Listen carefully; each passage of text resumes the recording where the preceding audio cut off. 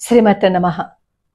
యుద్ధం అనివార్యమైన పరిస్థితుల్లో మనం ఏం చెయ్యాలి అని మనల్ని ఎవరిని కంగారు పెట్టకుండా ఎటువంటి జాగ్రత్తలు తీసుకోవాలి అనేది దాదాపుగా 244 జిల్లాల్లో మాక్ డ్రిల్ నిర్వహించాలని హోంశాఖ ఆదేశాలు జారీ చేసింది. మీ చుట్టుపక్కల ఎక్కడైనా మాక్ డ్రిల్ జరిగితే అక్కడికి వెళ్ళి మీరు పాల్గొనండి. ఎందుకంటే అసలు మామూలుగా మన ప్రభుత్వం ఎప్పుడైనా ఈ భూకంపాలు వచ్చినా, ప్రకృతి విపత్తులు వచ్చినా మనల్ని మనం ఎలా సేవ్ చేసుకోవాలి అని క్లాసెస్ పెడుతూ ఉంటుంది. మనం పట్టించుకోము, వెళ్ళము. కానీ ఈసారి మాత్రం మీకు పరిసర ప్రాంతాల్లో ఎక్కడైనా మాక్ డ్రిల్ జరుగుతుంటే వెళ్ళరండి. దాదాపుగా 244 జిల్లాల్లో హోంశాఖ ఈ మాక్ డ్రిల్ నిర్వహించాలని చెప్పి ఆదేశాలు జారీ చేసింది. ఎందుకంటే ఇప్పుడు భారత్ పాకిస్తాన్ మధ్య యుద్ధ వాతావరణం నెలకొంది. ఈ యుద్ధ విమానాలు వెళ్తూ ఉంటే ఆ శబ్దాలు, ఆ బాంబులు, ఆ పొగ ఇవన్నీ వినపడుతూ ఉంటాయి. వినపడిన మనకి భయం వేస్తూ ఉంటుంది. ఏం జరుగుతుంది, ఎప్పుడు ఎలా ఉంటుంది అని భయపడుతూ ఉంటాం కదా. అలాంటి సమయాల్లో మనల్ని మనం ఎలా రక్షించుకోవాలి, మనతో పాటుగా మన చుట్టుపక్కల ఉన్న వాళ్ళని ఎలా రక్షించాలి, ఇవన్నీ ఈ మాక్ డ్రిల్లో నేర్పిస్తారు.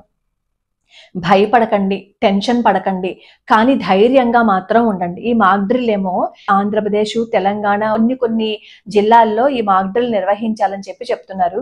మీకు దగ్గరగా ఉన్న ఏ పరిసర ప్రాంతాల్లో అయినా సరే మాక్ డ్రిల్ నిర్వహిస్తే మీరు అక్కడికి వెళ్ళండి. దానివల్ల మనల్ని మనం రక్షించుకోవటం తెలుస్తుంది. యుద్ధం వచ్చినా రాకపోయినా మనకి భవిష్యత్తులో ఇది ఉపయోగపడుతుంది. 1971 సంవత్సరంలో భారత్కి పాకిస్తాన్కి యుద్ధం వచ్చినప్పుడు అప్పుడు నిర్వహించారు మాక్ డ్రిల్ ని. ప్రజల్ని వాళ్ళు ఎలా రక్షించుకోవాలి అని. దాదాపుగా 54 సంవత్సరాల తర్వాత మళ్ళీ ఈ మాక్ డ్రిల్ అని నిర్వహిస్తున్నారు.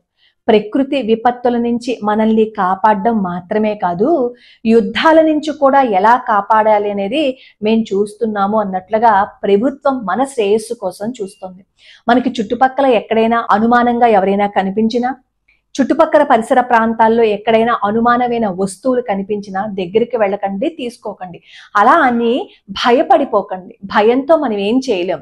భయపడిపోయాము అని అనుకోండి, ముందు మన ఆలోచన అంతటితో ఆగిపోతుంది. మనం ఆలోచించలేం. అలా అని ఓవర్ కాన్ఫిడెన్స్ తో కూడా ఉండకూడదు.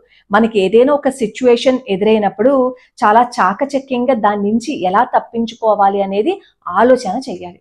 అలా ఆలోచన చెయ్యాలి అంటే మనం చాలా ప్రశాంతంగా ఉండాలి. మనం అలా ప్రశాంతంగా ఉండాలి అంటే గవర్నమెంట్ ఏవైతే మనకి ఈ జాగ్రత్తలు చెప్తోందో వాటితో పాటుగా భగవంతుడి పాదాలు పట్టుకోండి. మీకు దగ్గరలో ఎక్కడైనా మాక్ డ్రిల్ నిర్వహిస్తే అక్కడికి వెళ్ళండి. మరిచిపోకండి. నేను మళ్ళీ ఎందుకు చెప్తున్నాను అంటే మనందరం క్షేమంగా ఉండాలి.